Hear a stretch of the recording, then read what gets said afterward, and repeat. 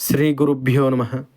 సదాశివసమారంభాం శంకరాచార్యమధ్యమాం అస్మదాచార్యపర్యంతాం వందే గురుపరంపరాం. పరమాచార్య స్వామివారు మధ్యాహ్నం పూట విశ్రమించడం ఎవరూ చూడలేదు.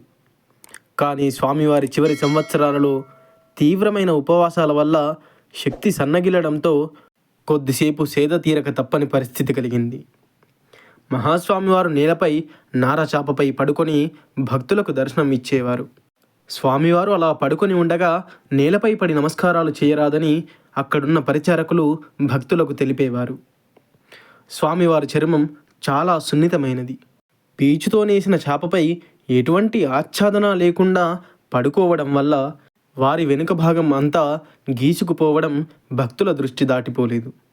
ఒకసారి సుందరరామన్ అనే భక్తుడొకరు స్వామివారి వీపు భాగం అంతా గీరుకుపోవడం చూసి చాలా బాధపడ్డాడు. స్వామివారు ఇటువంటి చేపపై ఎందుకు పడుకోవాలి, పత్తి పట్టుతో చేసిన పరుపుపై ఎందుకు పడుకోరాదు అని అతను చాలా దీర్ఘంగా ఆలోచించాడు. ఈ విషయం ఎవరితోనూ చర్చించలేదు. అప్పుడు స్వామివారిని దర్శించి ప్రసాదం తీసుకొని అదే ఆలోచనతో చెన్నై వెళ్ళిపోయాడు. చెన్నై వెళ్ళిన వెంటనే మొదటగా ఒక పరుపులు తయారు చేసే దుకాణానికి వెళ్ళాడు. 2 రోజుల్లో వెల్వేట్ వస్త్రంతో కుట్టిన పట్టుపరుపును తయారు చేయించాడు. తానే దాన్ని తీసుకొని మళ్ళీ శ్రీమఠానికి వచ్చాడు. ఎంతో సంతోషంతో ఇప్పటికిప్పుడు స్వామివారు దీనిపై పడుకొని చాలా సౌకర్యంగా ఉంది అని అంటారని అతను అనుకున్నాడు.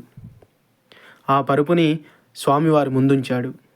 ఒక పరిచారకుడు బాలుమామ ఇద్దరూ కలిసి స్వామివారితో సుందరరామన్ స్వామివారి కోసం పరుపు తెచ్చాడు, నారచాపపై స్వామివారు పడుకోవడం చూసి చాలా బాధపడ్డాడు అని చెప్పారు. పరమాచార్య స్వామివారు దాన్ని దగ్గరకు తీసుకొని రమ్మని చెప్పి దాన్ని తాకారు. అది చూసి సుందరరామన్ చాలా ఆనందించాడు. ఖచ్చితంగా స్వామివారు దానిపై విశ్రమిస్తారని, ఇక స్వామివారి వీపు గీరుకుపోవడం ఉండదని అనుకుంటూ ఉన్నాడు. పరమాచార్య స్వామివారు అతనితో ఇది చాలా మెత్తగా ఉంది అని అన్నారు. దానికి బదులుగా అవును పెరియవా, పైన ఉన్నది వెల్వెట్తో చేసినది అని అతను బదులిచ్చాడు. తరువాత అక్కడి వాతావరణం అంతా 2 నిమిషాల పాటు చాలా నిశ్శబ్దంగా ఉంది. వాస్తవానికి 2 నిమిషాలే అయినా అది 2 సంవత్సరాలలాగా గడిచింది. అర్జునుడు భీష్మునికి పరుపు ఏర్పాటు చేశాడు. అది ఎటువంటి పరుపో నీకు తెలుసా అని పరమాచార్య స్వామివారు సుందరరామన్ను అడిగారు. బాణాల పరుపు పెరియవా అని బదులిచ్చాడు. స్వామివారు వెంటనే అవును, అదే ఆయనకు సంతోషాన్నిచ్చింది. దేవలోకం నుండి పరుపు కావాలని తలుచుకుంటే ఇంద్రుడు వెంటనే ఒక పరుపు పంపేవాడు అని స్వామివారు చెప్పారు. అది వినగానే అక్కడి వారంతా నిశ్శబ్దంగా ఉన్నారు. తర్వాత పరమాచార్య స్వామివారు ఆ సుందరరామన్తో చూడు, అక్కడ ఒక ముసలివాడు ఉన్నాడు చూశావా, అతను 80 సంవత్సరాల రైతు. అప్పులు తీర్చలేక సరిగ్గా నిద్ర కూడా పోవడం లేదు. నువ్వు ఒక పని చెయ్యు, ఈ పరుపుని ఆ రైతుకు ఇవ్వు, తలగడ దుప్పటి కూడా కొనివ్వు. కనీసం కొద్ది రోజులైనా అతను హాయిగా నిద్రపోతాడు అని స్వామివారు సెలవిచ్చారు. సుందరరామన్ స్వామివారి మాటలను విన్నాడు. స్వామివారి మాట అంటే అది సాక్షాత్తు పరమశివుని మాట. అవును కదా.